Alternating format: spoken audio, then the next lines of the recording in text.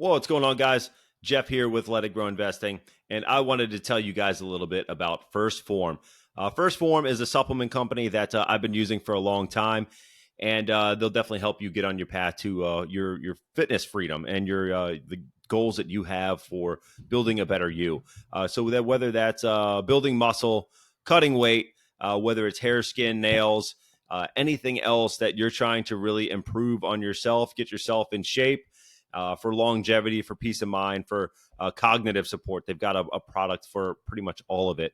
And it's some of the best products that I've used. I've tried everything over the years, and I keep coming back to First Form because it works. So if you want to help me out, help support the podcast, you can go over to firstform.com. That's one STPHORM.com/let it grow and check out some product and see what can help get you on your way to those fitness goals that you've got set for yourself as well. So again, be sure to use my link, Let It Grow, at firstform.com. Hey, what's going on, everyone? Welcome back to Let It Grow Investing. I am Jeff. Thanks very much for being here. We've got quite a bit of chatter to talk about here today. All things Fed related, all things stock related, essentially where things go from here with regards to what the economy is doing, regards to what the rates are doing, and what the Fed has just announced. They've officially started cutting, so we're definitely interested to see what that has to do with the market and where we ultimately go from here. Where should we position our money for some ultimate growth? Really, are those trades the ones that we really want to be in right now? And or should we have been in them a while ago? I think some of them we should have already have been in, waiting and in anticipation of the rate cuts.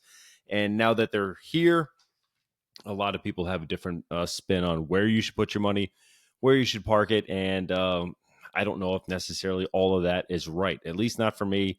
You got to do your own due diligence and put in the homework yourself. I had a really, really tough time this week trying to get 5 stocks that I was really in love with this market, with the backdrop, what's going on right now, and really where they can go from here in regards to what the playbook should be. That was really a challenge, right? Typically speaking, a lot of people are talking about growth stocks, right? For the sake that rates are coming down, you want to get in as money's getting cheaper to some of these different stocks, as lending gets cheaper. And some of those, you could buy the index, you could buy the IWM, the Russell, a lot of different growth stocks that are out there, ARC funds or whatever other ETF you like. And that's a good basket of growth stocks. I don't really necessarily follow all of the smaller stocks all that closely. So some of that is a little bit difficult for me to just say, hey, buy XYZ company, it's going to go to the moon. I don't really like to play like that. So growth stocks are, for me, are a little bit out of the question, right? Some growth, not the penny stocks. So those are really hard to follow and get enough news on them to really know what they're going to do. So those were kind of tough for me. Financials, I was kind of talking about them a while back, right? All the Goldman Sachs, JP Morgan, we were looking at those in anticipation of a rate cut. A lot of people are saying, hey, buy them now. I kind of think that it's a bit too late. I do think that they have a strong runway over the next 18 months as rates are coming down. But I think there's a little bit too much euphoria in these names right now for me to go out and buy them. So I might pump the brakes. I might see what happens after the election. If there's any other kind of better entry point. Some of them just are such a minimal growth right now, getting a little bit too expensive on a price to earnings or a PEG ratio or whatever metric I'm looking at. A lot of those metrics are just too expensive. So I didn't really find too much there, right? There's a couple that had a little less great management in the past couple of years. One did make the investing challenge. That one is going to be Citibank. I didn't go with Wells Fargo. So I'm trying to see if that one can make sense here. So that is one financial that I did go ahead with. Where's my notes? Let's get back to it. And then the other thing that you're typically looking at is some of the cyclicals, the industrials, the manufacturing type stocks, and those are very difficult for me as well right now. Caterpillar, is one of the ones that I have owned for since the beginning of my investing, right? I've talked about Caterpillar quite a lot. I bought it at $77.77. I remember it, and it went well for me. Right now, it's like a $300 some stock. Um, I think I bought it at a decent time. I was kind of blind to the fact of a lot of the inner workings of the market and how a lot of different things were going to play out, you know, with timing and with an entry point. But I guess I kind of got lucky on that one. So I'm trying not to just get lucky right now. I'm trying to figure out a plan that really makes sense for these individual names and where we really want to go from here. So when I was looking at, let me take a look over here at E-Trade. Let's pull that up. Let's see if we can take a look. We got I got the S&P pulled up right now. We'll take a quick look at that and just see how we're looking over the 5 years. We are at a peak, guys. We are up there. So a lot of things are pointing to the fact that they're at all-time highs. We've got a lot of stocks that really look like some of that growth is getting capped out right now with the euphoria in the market that we have seen after rate cuts, right? After the 5 days, we can take a look at that and see what happened there, right? We were down to 56 and, we shot back up after some of the rate announcements and all. So we've got that going with us, right? That is our friend, but that is also something we really need to pay attention to. Is the economy as good as what the market is telling us that it is? Is the Fed cutting 50 basis points because of the fact of, hey, we're trying to boost up the market. Inflation is coming down, but ultimately the jobs market looks a little bit weaker. There's a lot of other signs that are out there saying that, while they're being a little bit dovish, right? They're saying that things are fine. Things are good. No problem. Is it really, right? So I think there's some of that in the back of a lot of people's minds right now. Is the Fed being truthful, right? Are they trying to get out ahead of this thing? I personally think that they are. I think that they're trying to, do that 50 basis point cut now versus the 25 that a lot of people expected, which was part of the market euphoria, is the fact that we didn't quite have a 50 basis point cut factored into the market. So I think a lot of that rally on Thursday was the fact that we weren't anticipating that, and that uncertainty drove the market higher. But the other thing that was said from Powell was the fact that by the end of 2025, the Fed funds rate should be a little bit over 3%. And, now we're at 475 to 500. And we're going to have potentially, 50 more basis points of cuts by the end of the year, which is, we've kind of started to factor that in, but we really didn't have that known that we're trying to get down to 3 to 350 by the end of 2025. So that is a lot more cutting left to go in this cycle. So we are at the start of it for a lot of different things, for a lot of those growth stocks, for a lot of those plays that we're looking to get into. But some of the stocks have already really rallied. So, when you look at what were we just talking about? I had one just pulled up. I just said it, and now I'm looking at the S&P, and I distracted my own self. Was it Citi? No, I know we were talking about Citi, but I don't think that was the one that I was actually going after. No, it was Cat. That was the one. Another C stock. Let's take a look there. Real quick, as we got this pulled up, we'll cover Citigroup real quick. PE 17 times. That's a bit steep for a bank. I'd like to see this down in the 14 range. Probably that's probably more of a historical average on Citi. You're getting a decent dividend, right? 3.5%. We have a little bit of upside here on Citi, though. I want to say it was like 14 or 15% of upside. But a lot of the things here, 14. A lot of the things here for banks right now is the fact that rates are coming down, which as rates were going up, it was a good thing for banks, right? They made more money. But then we reached this point where there was diminished returns. Not as many people were borrowing. Not as many people were looking to build new projects. There wasn't as much activity.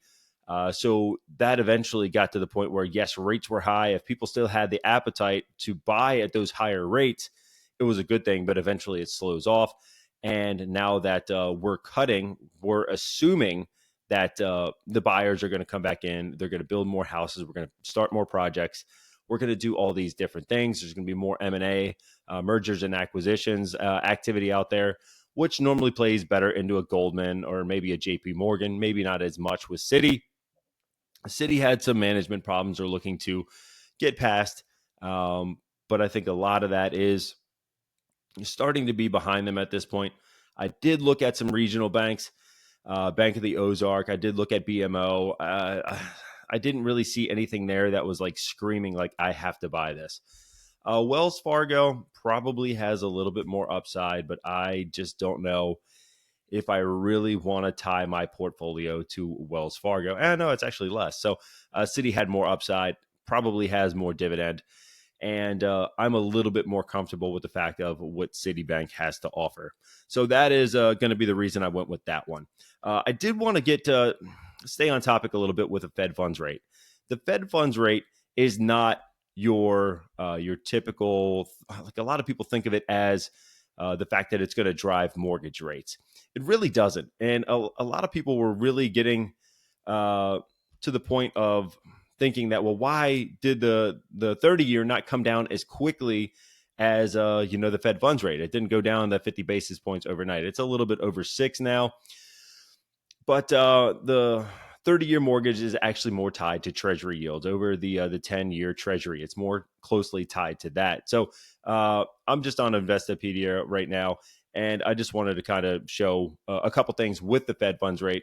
It's interest rate at which essentially banks lend to other banks overnight to keep their reserve requirements met. So if one bank needs a little bit more, that's the rate that they get by leaving that money at another bank for that foreseeable future, right? So not necessarily going to be the 30-year mortgage rate. So more or less tied to consumer lending, consumer spending. This was on the key takeaways here. The target interest rate set by the FOMC, the rate at which commercial banks borrow and lend their excess reserves to each other. They set the rate 8 times a year. We see all those meetings. We try to cover them all here. It's also going to influence short-term rates on consumer loans and credit cards. Investors monitor it because it is going to have an effect on the market. We've seen that, right? We saw that just Thursday, right? We get that extra 25 basis point cut that we weren't anticipating. And the NASDAQ was up, like 2.5% simply in that day. And now we're coming off of 2 weeks before the NASDAQ being down 5.6 or 5.9%, something like that in a given week. And yes, we built it back up the next week, and now we're back above that, I believe, when it comes to the actual NASDAQ yield, or not yield, but the market price. So the NASDAQ's at 17,948. We did close down a little bit on Friday. We gave a little bit back. The market was really trying to figure out where to go. I think that the early morning on Friday, a lot of people kind of got scared. I think some people took the profits that they made on Thursday, and we started selling out of the market. I saw a lot of people selling out on Tuesday. Some people were selling, they sold their whole portfolio on Tuesday, and they were waiting for the dust to settle. Well, I think that's a mistake. I think you got to stay invested. Trying to time the market is very, very difficult. And I think for individual stocks, it might have some validity, but getting out of the market completely, you lost a lot of money by not being in on Thursday. Now, Friday, like I said, it did sell off in the morning. I think we were down probably, maybe 1% on Friday morning on the NASDAQ. And then, we closed down 0.3. So definitely a case where, this is the NASDAQ from Friday. And we did drop pretty hard. And then we slowly climbed back up through the course of the day. And I think that has a lot to say about the people that are in the market, the people that are trying to play the market. Yes, we had some selling, but there are enough buyers, right? Now, previously, a few years back, I don't know if it was 2020 or 21, it almost seemed like the market was green all week. And then come Friday, no one wanted to hold for the weekend. So the market would just kind of sell off every Friday. And it was just kind of like clockwork. You could buy on Friday and then next week know that it was going up. If you were trying to trade the market, it just seemed like that's just how it was going. But now it almost seems like the opposite, right? So we're seeing the market rally on the news, a little bit of selling after the fact, And then, people are coming to buy up those deals where they think there is going to be more value to be had with rates coming down. So, we kind of go forward. I was looking at all these stocks. I was looking at Lennar. Let me pull this one up. Let's take a look at Lennar, the home builder. We were definitely looking over here. And for me, it almost seems like it's just a little too late. The fact that a lot of people knew that we were at a housing shortage. I don't know why this is going so slow. We were at a housing shortage. We know that rates were coming down, and we're going to have to be building for the next foreseeable future. And it almost just feels like we're getting to this peak, and we don't even know if this is going to be the way that it's going to play out. But everyone kind of already is playing the interest rate trends from, I don't know, a year ago, right? You look at last year, it was 109 in last October, and now we're at 182, and nothing really happened, right? We didn't have this boom of housing in the last 10 months. This is just basically interest rate sensitivity. And I think, they probably had a couple decent quarters. I don't know that all of them were great, though.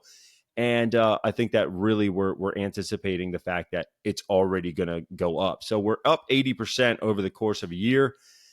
And I don't know that for me, it's a case where I want to buy this now. It is cheap on a PE. It is, normally home builders are a little bit cheaper. Quarterly dividend, 1%, nothing to write home about. I don't think that there's much in the way of upside in the short term for companies that are in the home building space. I think that they might actually start to make the numbers that start to make sense to justify this 182 price tag, but I don't think that we're there yet. And yes, it did sell off on Friday, right? It did have a big rebound on Thursday and gave some of it back.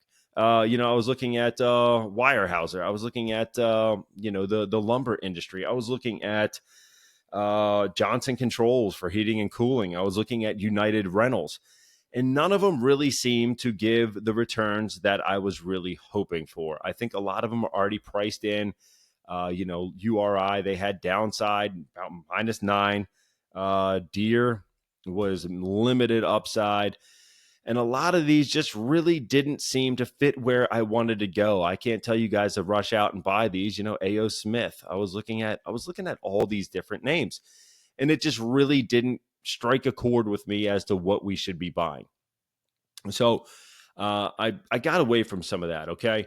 I guess I'll pause real quick. Week 39, we're buying Chevron. What do we have on the week for 39? Where's my other cheat sheet? I got too many papers, guys. It's around here somewhere. There we go. We had Realty Income. We had gold, Barrick Gold, for the fact that, if things start to go south, we wanted to hedge some of our risk with gold and or bonds. Palantir for the fact that they're going in the S&P. Oracle for the fact of all things AI and how they're building out that business. But Chevron really starts to make sense.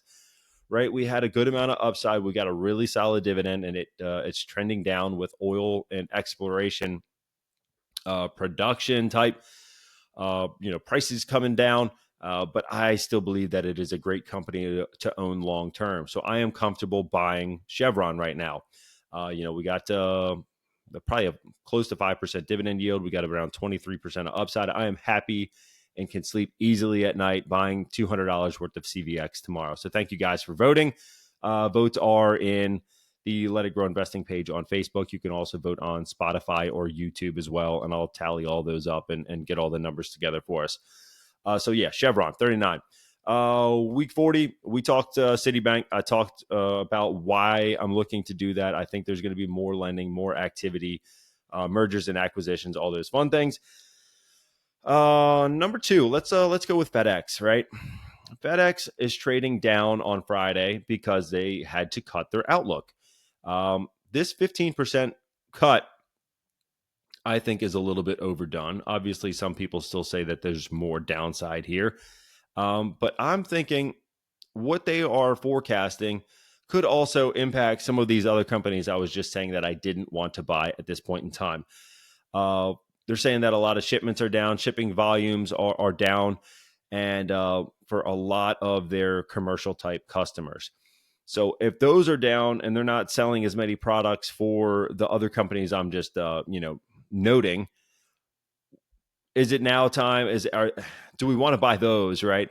Or do we want to buy the company that already took the hit? They already cut. They have a decent management. They've got a decent business. And I don't know that it's going to be as bad as what they say it is, right? I don't know if we believe the Fed saying that, hey, everything's peachy, we're good to go.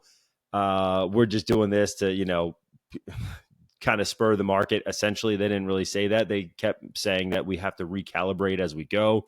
Inflation's getting closer. And essentially, we just think that it's time to go ahead and do this 50 basis point cut. I kind of think that FedEx probably has their nose to the ground or their ear to the ground or whatever to the ground at this point, a little bit better than what some other people are in that specific industry. And they know what's going on out there. They're seeing it in their numbers, and they already took the hit. They're already cutting. It did affect UPS a little bit, but FedEx took the majority of the hit on Friday. Again, short term, there's still about 22% of upside, but I know a lot of those numbers are skewed now. They didn't have the news from Friday, and those numbers are not quite the same. So I do think that there's going to be more selling this week. I think that more people are going to cut back on their FedEx holdings, and they're probably going to look at other shipping stocks and maybe sell out of those as well. We bought UPS last week. We're getting that 5% dividend yield. Was that last week or 2 weeks ago? I forget. It all runs together. Yeah, it was week 38. We bought UPS. I'm still happy with that ad. I bought more of it for myself, but now is it time to buy a little bit of FedEx as it gets cheaper and cheaper.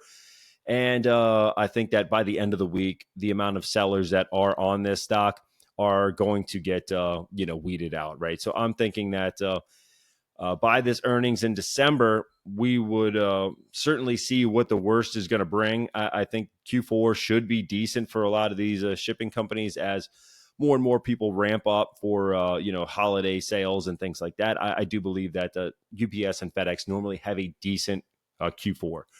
So yes, economy is going to play a huge part of that, but that is one way to play this as well. And I think long term, it could be a decent ad here for long term gains. And you just ride out the storm and know that FedEx isn't going anywhere. And overall, I think they are a pretty solidly run company. I still think that UPS is probably a better managed company, but FedEx is a close second in my mind. So that is going to be number 2. Number 3 is going to lean back into oil. It's going to be a Warren Buffett play, and that name is going to be Occidental. I saw another article on Tip Ranks pointing to the fact that a lot of things for Occidental make a lot of sense right now. It's a fairly cheap stock at 13 times PE. Earnings are solid. Dividend is 1.7%. Not great, but growing, right? I believe that they've raised it pretty substantially. 52-week range, 49.90 was the low. We're at 51.64. We got around 36% of upside. I didn't see that on a lot of other stocks. I see it on oil stocks, but I haven't seen it on a lot of these other stocks that all these money managers are telling us to buy. So I'm kind of thinking that oil makes a lot of sense right now. It's trending lower. And if we're going to get all this building that all the home builders are saying that we're going to get, a lot of trucks on the road, a lot of people shipping back and forth. I do believe that the oil prices after the election are certainly going to come back up. I think that's just how it's going to go, especially with more demand and lower rates and everything else in between. I do believe that oil will go back up. That's regardless of who gets in the office. I think that without fracking, that's certainly going to play a role. But I think that either way, if there's more demand, if rates are cheaper, I think that prices are going to stay elevated. So yes, drilling in America is going to be a battleground of what politics says as well. But Occidental is going to be choice number 3 for week number 40. And those are a couple reasons why. Same article on Tip Ranks, I believe, or Tip Ranks or Motley Fool, was saying that Estee Lauder, EL, could be a great long-term ad for some of the same reasons that we were buying some of these other names, right? It's in a lull. It has long-term growth, and some of their business has been down for a while, but it could be a very solid rebound play. So as more and more people get back out, more and more people have disposable income for more cosmetics. They're building up more brands, and I don't know if EL is going to be buying up some of these smaller startups, if they're going to be buying or partnering with more celebrities as they tend to do. But I do believe that, with the upside, with the low price being at 86, still representing about 1% of upside, the high price on the street being 131, about 54% of upside, and 27% of upside amongst 25 different analysts, I think we have a pretty safe entry point to buy Estee Lauder at this price point. And again, I'm just not seeing it on a lot of other stocks. So this was a really, really tough week as to which ones do we want to buy. Number 5, I'm going to take a look at SOFI. We're gonna beat that drum again, right? We're taking a look at SOFI for a couple different reasons. Well, one, rates are coming down. 2, it's going to be a growth stock as rates are coming down. It's in that banking and financial sector where I was originally looking to buy. We've got potentially a change in policy, which could help the student loan repayment type programs. And that would be right in SoFi's wheelhouse. They're building out more platforms. They're having more and more members adopt more and more products that they use. If people want to take out loans, they could use SoFi. If they want to refi on their loans that they had from higher prices, higher rates, they can do that with SoFi. And again, it's in that growth area. A lot of those people that need to borrow money to buy homes are those millennial type, that are going to be using an online banking service. So a bunch of different reasons that I think SoFi should do well long term. I really hope that this one does. It's definitely more of a speculative name that I kind of went heavy into. We're clawing our way back up, and I really do have conviction that they had a lot of rough patches there with student loan repayment problems, with COVID, with everything else that just kind of got thrown at them as they were trying to build out their business, adopt their banking charter. A lot of other things that were all going wrong. And now I think some of those wrong things are going to turn out to be right. So yeah, that's what I got. That's the 5 that I came up with this week. They were very tough. If you've got recommendations of stocks that I need to look at that you want to take a look at for week 41, drop them my way. I would certainly like to take a look at what you guys are thinking, right? If you guys have some stocks, and even if they are large stocks, large cap stocks, that's fine. I just can't mix a Google in with Estee Lauder. You guys are simply just going to pick Google every time, or an Amazon, right? But even Amazon had decent upside. Google had decent upside. Meta was down. So Amazon, Google, I still think was in the 15% range up. Might have been more. Oh, it was 23. I was wrong. Meta was only like 4%, right? So even some of these large cap names, it's just like, I don't know that I don't want to go after that right now. Nvidia, my covered call just expired on this one, so I got to keep my shares. I had that covered call at 155. I didn't think it was going to get there by, what's today, the 22nd. I didn't think it was going to get there by the 20th. It didn't. And I get to keep my shares. I'll probably write another covered call on it. And, hopefully try to play that trend of what's going on in NVIDIA and what market cap I think we can get to, and kind of do the math backwards to see where that price per share can get, and hold on to my shares and just keep writing the calls. I've talked about that enough as well. Palantir is going to the S&P 500 on Monday. Dell is going to the S&P 500 on Monday. Nike got a new CEO. One of their old CEOs, I believe, came back. That was a big driver higher on NKE stock on Friday, about 7% up. Man, that has been a rough stock to own as well. That one is, man, we saw this big old drop here from, like June timeframe. Actually, if you go back to last November, December at the 120, and then coming down to 75. It has been a rocky run for Nike. Hopefully they can get it back. Lulu, what's Lululemon looking at? 262, down pretty good, probably on some of that Nike action, but still has around 21% of upside. That could have potentially made it in here. I was looking at Teladoc too. Teladoc just bought BetterHelp. BetterHelp's an online therapist site, and man, their numbers don't look great. I do think that it could be a great play right now. I just don't know that I want to throw it in there into the investing challenge portfolio. It might be something that I take a little bit of a dabble into it and see if I can trade this one.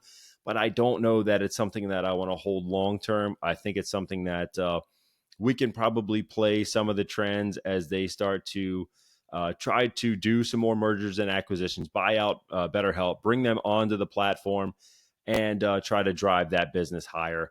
Teladoc was huge during the pandemic.